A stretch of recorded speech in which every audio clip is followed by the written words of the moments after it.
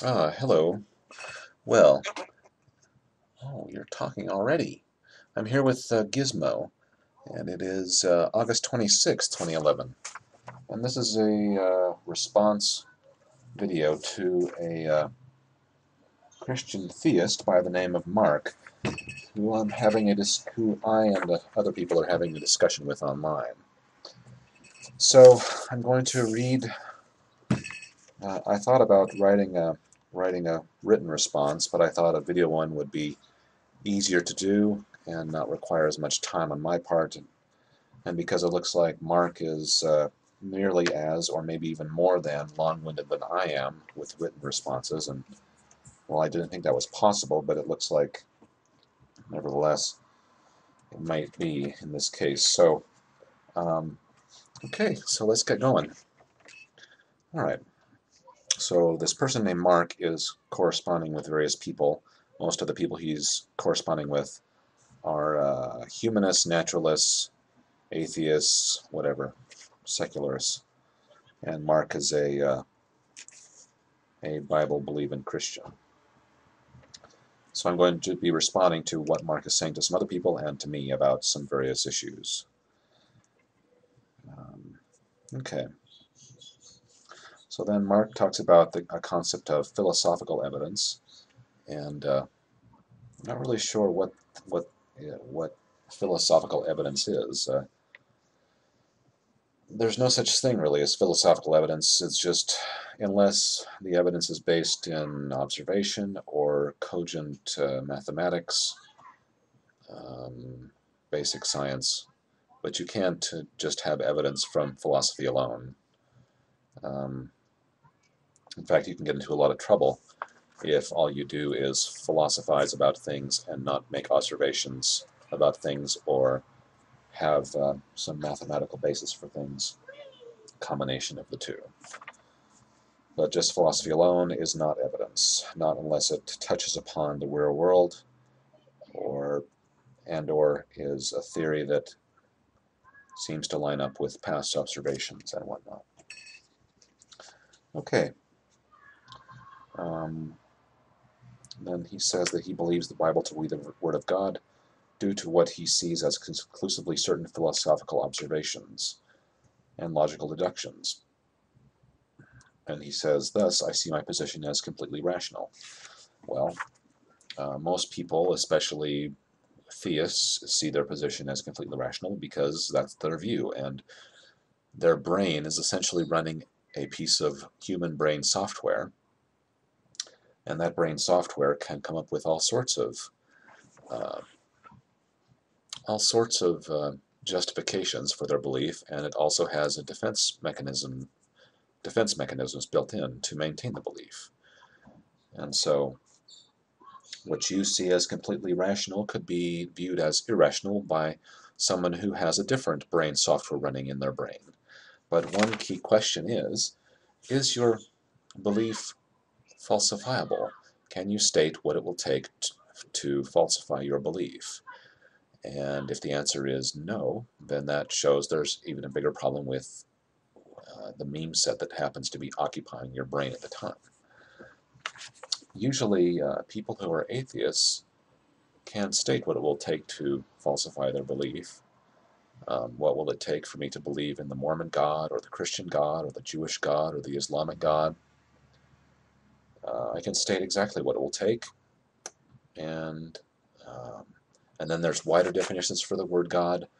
For example, liberal religionists say that God is love, or you get to define God however you wish.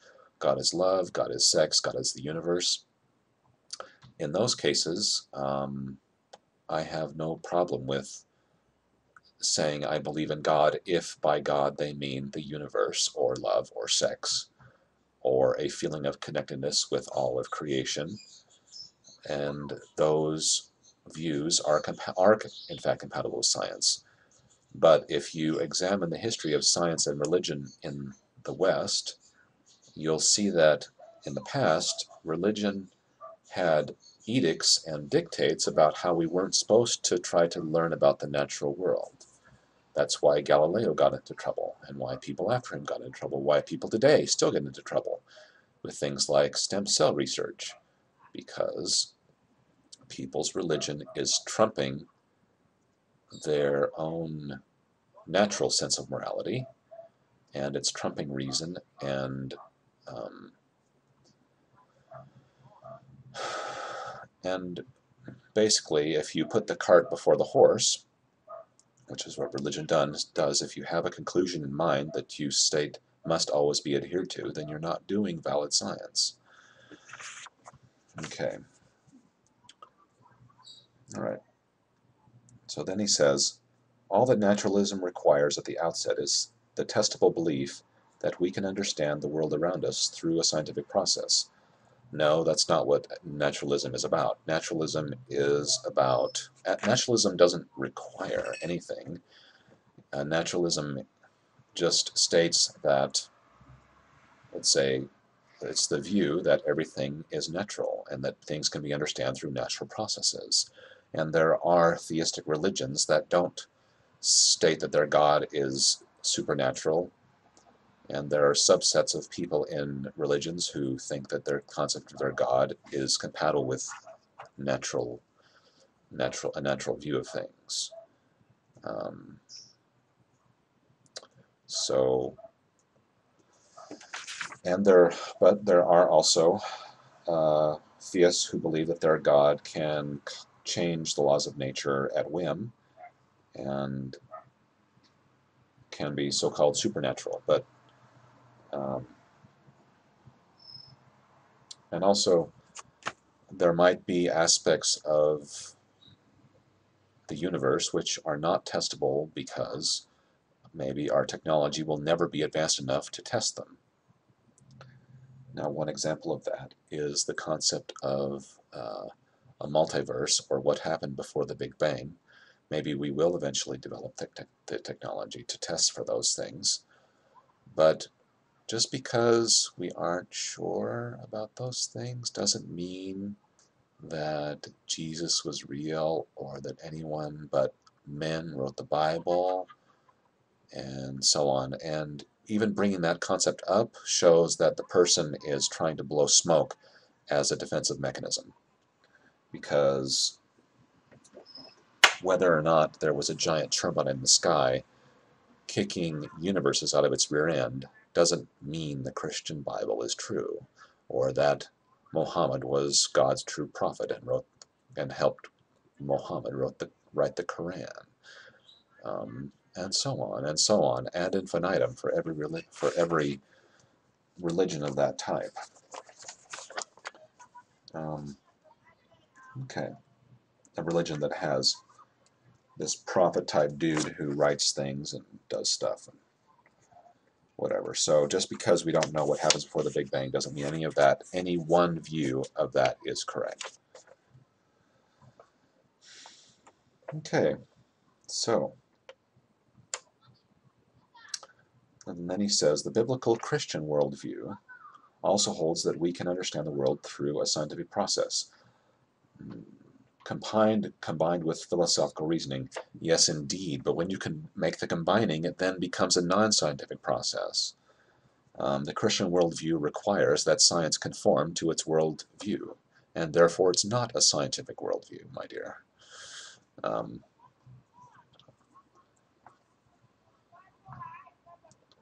And so,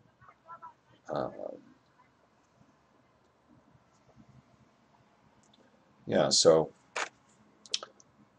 there are aspects to Christianity where they have certain points they won't go beyond.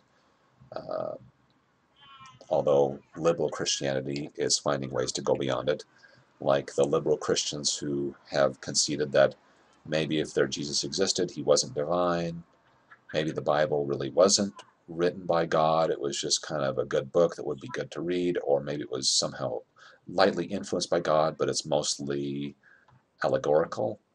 So there are those type of Christians. But traditional Christianity, in the form of Roman Catholicism or traditional Protestantism, people who go around claiming the Bible is the Word of God, and anyway, the people who are hung up on using that phraseology usually tend to have a more traditionalist view, that they think that Jesus is divine and that the Bible was a bit more non-allegorical in all its claims, especially historicity type claims. Okay. Oh, such a long letter. I can see that we're going to be maybe a two-parter if we put this on YouTube, because YouTube has a 15-minute limit. But that's okay. Gizmo will be here. Hi, Gizmo. Yeah.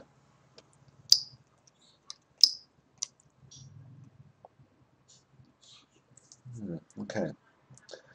Let's see what's next. Only the Christian worldview can preserve the possibility of science. Well, not really. If anything, the opposite. Well, not exactly the opposite is true, but within, if you examine several different religions like Judaism, Islam, and Christianity, you'll see that within the general um,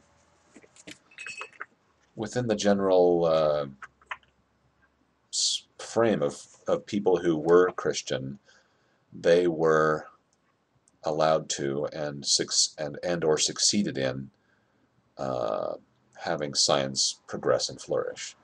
But there were other religions where it was stamped down. They had an Enlightenment period, and then it was stamped down. This happened in Islam. This happened in Judaism with the Hellenistic Jews. So,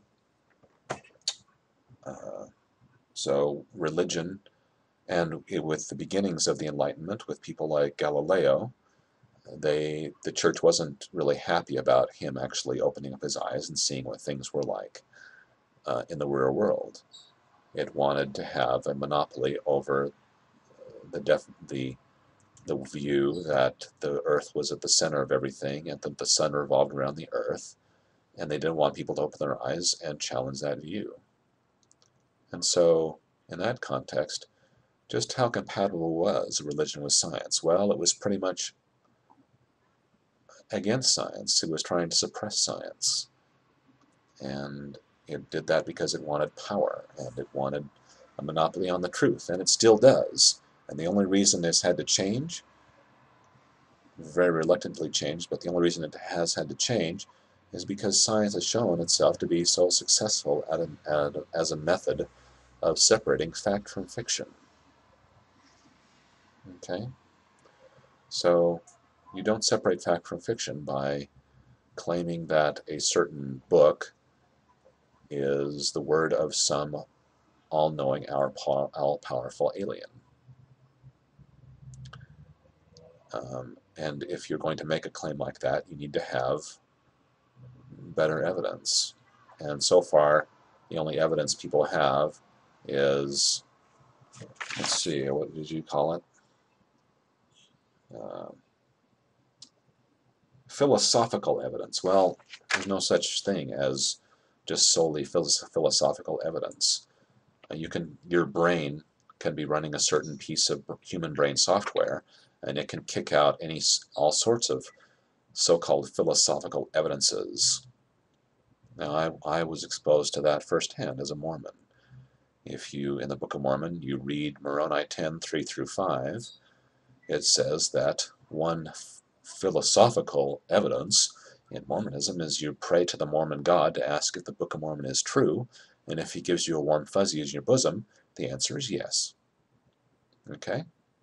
And therefore, if you get a warm fuzzy, then you're supposed to believe that the Mormon God from the planet or star of Kolob came down and gave a vision to Joseph Smith, and so on and so forth. And now, this is the end of part 1.